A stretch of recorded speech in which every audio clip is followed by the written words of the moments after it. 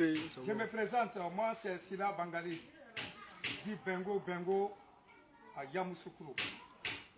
Chers militants de RHDP, grand mouvement de RHDP, je vous salue.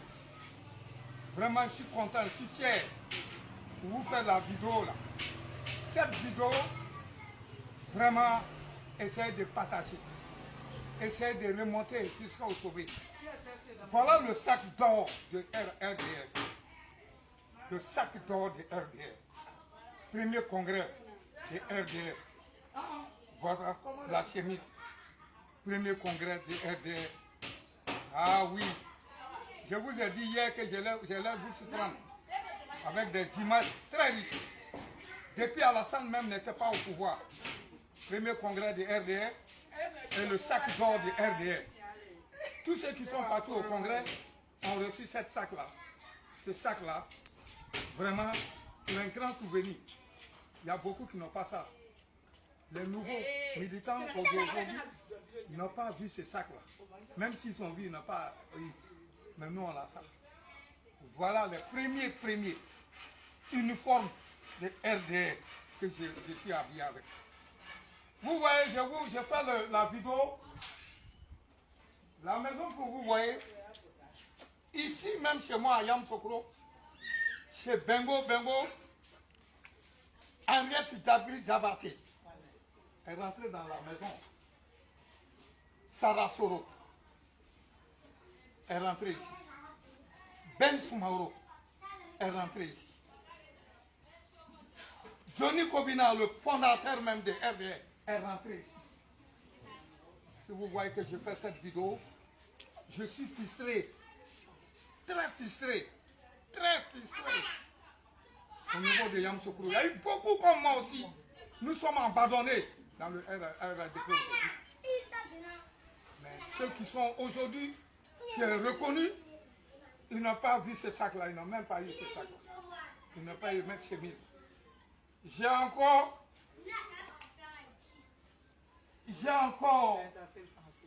le premier journal que nous étions engagés fort, engagés dans le temps très difficile, sur la liste municipalité de Yamoussoukro, première municipalité de Yamoussoukro. Je suis même dans la liste de la Bangali. Mon petit, viens voir, viens vérifier. Je suis même dans la liste de la Bangali. Vous pouvez vérifier avec nous. Nous sommes abandonnés au temps de Kofi Honoré à Yamoussoukro. Vous pouvez vous renseigner. Pour ceux qui connaissent, qui ont connu ça, la liste, en ce moment-là, c'était difficile. C'était très difficile pour le RDR. C'était le premier R de RDR. Et voilà les listes qui ont pris les risques. Je suis là, Sila Bangali, 15e place. Oui, les 15e place. Voilà Bengo. Bangali Sila. Je suis là, 15e place. Voilà Sila Bangali. Merci ça. Voilà Sila Bangali, c'est mon nom qui est là. Nous, on a pris des gros risques. Des risques très durs. Les premières réunions, c'était la famille Sila ici. Où les gens se cachaient, les Sanissi Silas se cachaient. Vous venez à la réunion dans cette famille-là. Voilà, mets ça ici, il faut faire photocopie. Alors. Yuba, prends la moto à partir. Kaba Sori est un ancien rebelle. On va aller prendre les gars de moto tricycle. Voilà. Et ils vont... Le 19 septembre 2002, Kaba est un des premiers à entrer dans Bouaké. Aujourd'hui, il veut nous montrer ce que ces hommes, tous d'anciens combattants de la rébellion des Forces Nouvelles, sont devenus.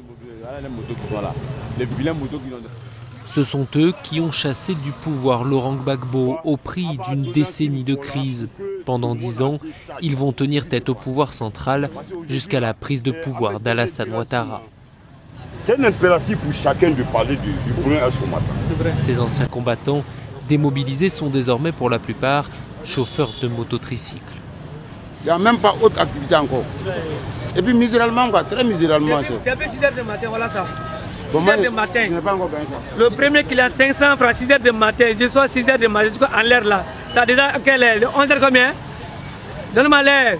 Je n'ai pas, faut pas la vérité. Depuis 6h du matin, j'ai rien comme ça. Vous avez gagné tout ça. C'est 500 francs. 6h, 11h, 500 francs. Tu vas bien comment? Tu payes une maison 10 000 francs. Moi, j'ai mes 3 enfants. Il ne va pas à l'école. Une seule femme. Je ne gagne pas pour nourrir bien. Ça coûte de ça. Chaque ex-combattant démobilisé, et ils sont 67 000 officiellement recensés, a obtenu de l'argent pour se réinsérer dans la vie civile. Un peu plus de 1 300 € ou des biens matériels comme ces motos. Insuffisant, répondent une partie des ex-rebelles qui réclament en plus un grade militaire, celui de caporal, et la solde qui va avec. Mais c'est impossible, ils n'ont pas été intégrés dans l'armée régulière. Ce grade, ils continuent pourtant de l'exiger à quelques jours des élections, même si pour eux le choix est déjà fait, ce sera Alassane Ouattara. Bon, en fait, d'élection, moi je ne peux pas trop parler de ça. Parce que je ne peux pas prendre arme pour quelqu'un et puis encore prendre arme contre lui. Nous, on n'est pas dans ça. Kabassori a dû convaincre tous ses anciens frères d'armes d'accepter d'être filmés. Un peu plus loin, dans cet atelier de mécanique, cet homme lui refuse catégoriquement. Pourquoi tu ne peux pas parler devant le frère? Voilà, c'est tout. Même ça, vous pouvez me dire. Voilà, tu peux dire ce que tu as dit là. Non, non, non. Hein? Les gens ont peur. Non, non, ils ont peur. Ils ont peur. Mais ils ont peur Bon, de quoi? vous voyez, c'est comme ça, hein. Tu vas appeler un ex-combattant aujourd'hui, il va venir, tu vas vouloir l'interviewer, il va avoir peur parce que l'État va les arrêter. On ne peut pas continuer. Ce n'est pas possible. Nous réclamons nos droits, notre statut de caporal. Et c'est un impératif pour l'État de donner. Du côté du gouvernement, on affirme que le processus de démobilisation est achevé et qu'aucune arrestation arbitraire visant spécifiquement des ex-rebelles n'a eu lieu à l'approche de la présidentielle. Vous avez vu 2 vidéos que je vous ai présentées ici. La première est celle du patriarche Sila Bangali, militant de première heure du RHDP. Et vous avez vu la deuxième vidéo où nous avons vu les anciennes forces rebelles qui ont travaillé pour que le président Laurent Gbagbo tombe et pour qu'Alassane Ouattara arrive au pouvoir, s'exprimer. Et la question est de savoir qu'est devenu ces anciens rebelles. Est-ce que Alassane Ouattara a au moins pu respecter la parole avec ceux qui l'ont fait arriver au pouvoir?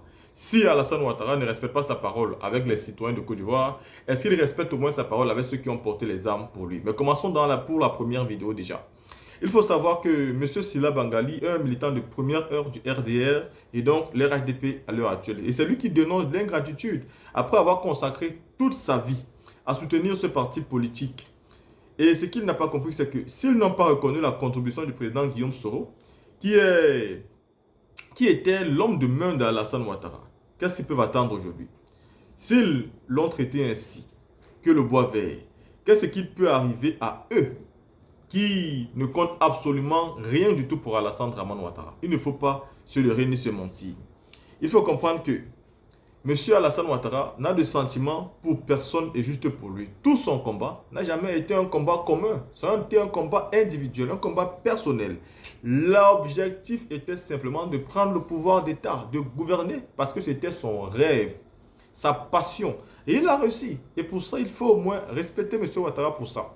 Et vous pensez que, juste parce que vous l'avez soutenu, non, regardez où se trouve Soro Guillaume aujourd'hui, en exil, et interdit même de revenir dans son pays natal. Soro Guillaume est obligé de s'exiler dans les pays voisins, parce qu'Alassane Ouattara ne veut pas qu'il rentre dans son propre pays.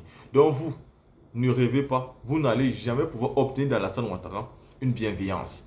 À côté de ça, vous avez vu des anciens rebelles ici qui vous disent qu'ils ne sont absolument rien devenus. Depuis que la rébellion est finie, ils n'ont reçu que des mensonges et des fausses promesses. Donc, voici des personnes qui ont porté les armes, ont tué, pour qu'une personne arrive au pouvoir. Et quelques années plus tard, c'est eux qui se plaignent, en nous disant qu'ils n'ont absolument rien reçu.